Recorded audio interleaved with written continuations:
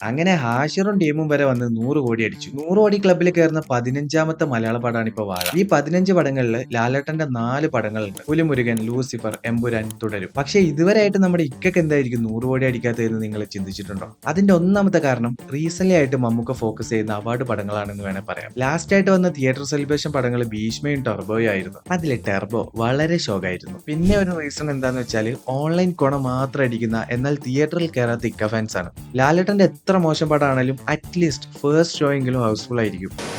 എനിക്ക് എന്റെ പിള്ളേരുണ്ട്. ഞാൻ പേഴ്സണലി ഇക്കയുടെ കാതിൽ FTFS പോയിട്ട് കണ്ടാണ്. ആകെ 15 ആളെങ്ങാണ്ട് ഉണ്ടായിരുന്നു. പിന്നെ ഒരു മെയിൻ ഇമ്പോർട്ടന്റ് റീസൺ എന്താന്ന് വെച്ചാൽ ഏട്ടനുള്ള പോലെ ഇക്കക്ക് സ്ലീപ്പർ സെൽ ഫാൻസ് ഇല്ല. ഫാമിലി ഓഡിയൻസ് സപ്പോർട്ടും ഏട്ടനെ അപേക്ഷിച്ച് ഇക്കക്ക് വളരെ കുറവാണ്. ഇതൊക്കെയാണ് എനിക്ക് തോന്നുന്ന റീസൺസ്. എന്തായാലും പാട്രിയോട്ടിക്കയുടെ ഫസ്റ്റ് 100 കോടി മൂവി ആവും എന്ന പ്രതീക്ഷ എനിക്കുണ്ട്. ഞങ്ങളുടെ സൗഹൃദം തുടങ്ങിയിട്ട് ഇന്നേ വരെ ഡാനി എന്നോടൊരു സഹായം ആവശ്യപ്പെട്ടിട്ടില്ല. പക്ഷെ ഒരു പ്രശ്നം വരുമ്പോ ചോദിക്കാതെ സഹായിക്കുന്നതല്ലേ സാർ ഒരു ഫൗജിയുടെ രീതി. നിങ്ങളുടെ അഭിപ്രായം കമന്റ് ചെയ്യുക ഗൈസ്.